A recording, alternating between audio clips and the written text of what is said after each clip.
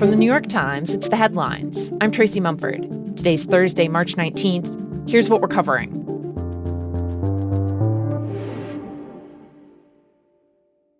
The New York Times gets a lot of tips. Some of them turn into things and some of them don't. You know, it sounded almost unbelievable. But as I talked to some of these women, it just made me think that there was something there. My colleague Manny Fernandez followed up on a tip that came in a while back about Cesar Chavez, one of the most famous figures in the American civil rights movement. Chavez rose to prominence in the late 60s, advocating for Latino farm workers. He went on to have streets named after him, annual parades in his honor. He was awarded the Presidential Medal of Freedom. The tip kicked off an investigation that ultimately found extensive evidence that Chavez, who died in 1993, groomed and sexually abused girls. All of the women that we talked to had not publicly revealed their stories before. One of the reasons they had been reluctant is they worried about tarnishing his legacy. They worried about sort of destroying all that. That weighed on them, and that sort of guilt and pressure made them very scared about coming forward to tell their stories. In digging into the allegations, Manny, along with Times investigative reporter Sarah Hertz, talked with more than 60 people, including some of Chavez's family and top aides. They also reviewed hundreds of pages of records, emails, photographs, and uncovered what appears to be a pattern of sexual misconduct. Two women, who are now in their 60s, described Chavez molesting them starting at age 12 and 13. Both grew up on the compound of United Farm Workers, the organization Chavez co-founded. One said he told her he'd known they belonged together since he first saw her at 9. Also, Dolores Huerta, who started UFW with Chavez and is a civil rights icon in her own right, says he raped her, something she kept a secret for nearly 60 years. Huerta said she was afraid no one would believe her and that she didn't report it to the police because they were hostile toward the union. Other women described being sexually harassed by Chavez, and whispers about his behavior circulated in the UFW's inner circles. A handful of Chavez's relatives and former union leaders have been aware of various allegations for years, but there is no evidence that they made any efforts to fully investigate. In response to questions, Chavez's family told The Times the allegations are deeply painful and said, quote, "We honor the voices of those who feel unheard and who report sexual misconduct." When my colleagues asked the UFW questions, the union canceled its annual celebrations for Chavez, which would have been at the end of this month. March 31st is often celebrated as Cesar Chavez Day. Since the Times investigation came out yesterday, officials across the country have been grappling with how to respond. At Fresno State University, for example, a statue of Chavez on campus was covered up by a black sheet. There are discussions underway about renaming the many schools, streets, and parks named in his honor. Several states and cities have canceled plans that they had to observe Cesar Chavez Day. Some have proposed renaming it Farm Workers Day.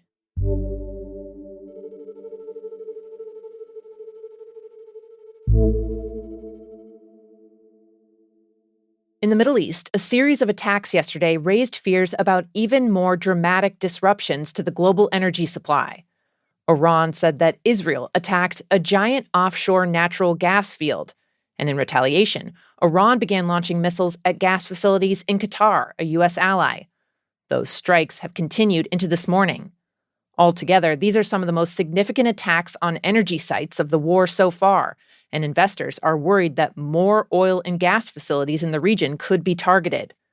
The price of oil is now almost 50% higher than before the war started. Meanwhile, in Washington, the complete lack of clarity should matter to everybody. Democratic senators on the Intelligence Committee pressed the CIA director, John Ratcliffe, and the director of national intelligence, Tulsi Gabbard, about President Trump's reasons for going to war with Iran. And both officials directly contradicted one of his main justifications.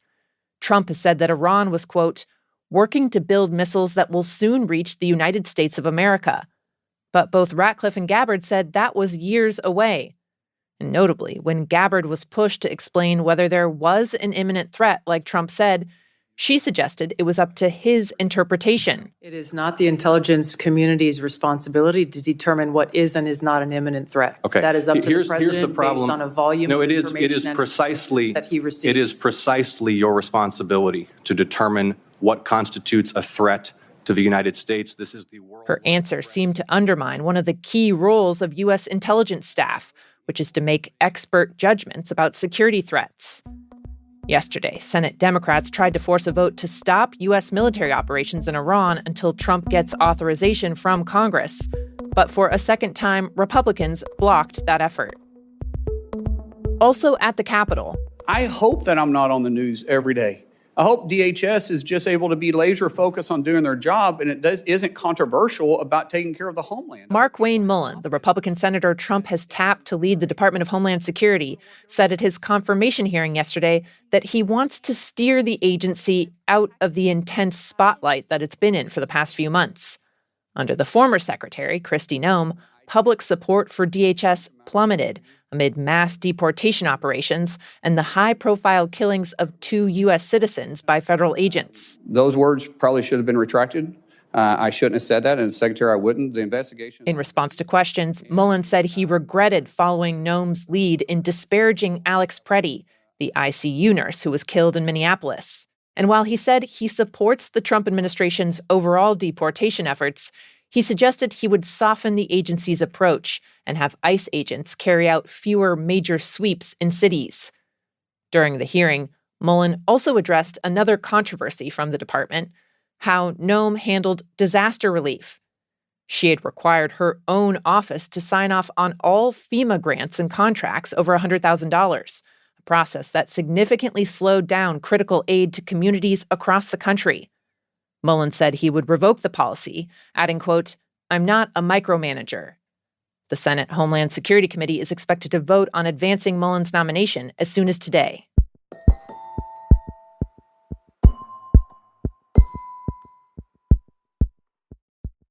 The blockbuster weight loss drug sold as Ozempic and Wegovy is about to go generic for billions of people. As of Saturday, the company that makes it, Novo Nordisk, will lose patent protection in India, and generic versions are expected to be available in China, Brazil, Canada, and more in the coming months. While Ozempic has obviously generated a lot of sales in some places, access has been pretty limited worldwide. Generics, which are often much cheaper, promise to significantly increase the number of people taking the drugs around the world. The market is there. Together, China and India have more than 800 million adults who are overweight or obese, and more than 360 million people with diabetes. In the US and Europe, however, Ozempic is not expected to go generic for another 5+ years. That's because drug companies have lobbied those governments intensely, going back decades, for extended protections to let them have monopolies on new drugs for longer. Their argument is that it's essential for innovation. And finally, on the coast of Southern California, just south of LA, some residents are buying up ocean view homes for prices that seem a little too good to be true. We have this amazing view, and we like to sit on the couch here and watch the ships go by, watch the peacocks go by. Aylin Stewart bought her house a couple years ago in the affluent Portuguese Bend neighborhood of Rancho Palos Verdes. It just seemed like this house is half the price that it should be. Of course, that's when we figured out that, there's a reason that the house is this price. It turns out the area is on a 700-acre active landslide. In some cases, that has sent floors off kilter, shifted structures across property lines, and even split homes in two. And yet, some houses there keep selling. Real estate agents have described the shifting land as an opportunity to buy at a discount. But there are obviously risks to that. In 2024, with the ground moving, utility companies shut off gas and electricity to large swaths of the neighborhood, forcing many residents to go off the grid and power their homes with generators and solar panels. The city has spent tens of millions of dollars on landslide mitigation, and while there has been some success, officials say the current cost of keeping the area inhabitable is not sustainable, and the measures may just be delaying the inevitable. Stewart, though, has no plans to move. The houses between hers and the ocean have sunk a little. So her views have just gotten better. Those are the headlines. Today on The Daily, a look at some of the options President Trump is considering for the war in Iran, including the possibility of sending in special forces to seize canisters of nuclear material. You can listen to that in the New York Times app or wherever you get your podcasts.